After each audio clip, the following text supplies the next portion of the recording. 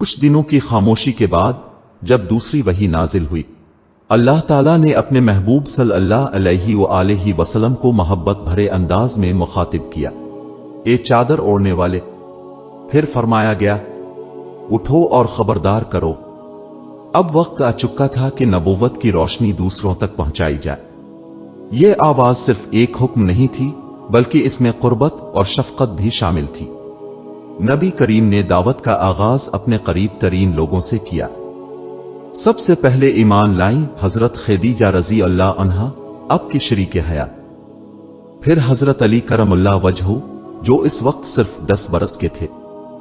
اس کے بعد حضرت زید بن حارثہ رضی اللہ عنہ، جو آپ کے آزاد کردہ غلام تھے، اور حضرت ابو بکر صدیق رضی اللہ عنہ، جو آپ کے بچپن کے دوست تھے، جنہوں نے ایمان لاتے ہی کئی اور لوگوں کو بھی اسلام کی طرف بلایا۔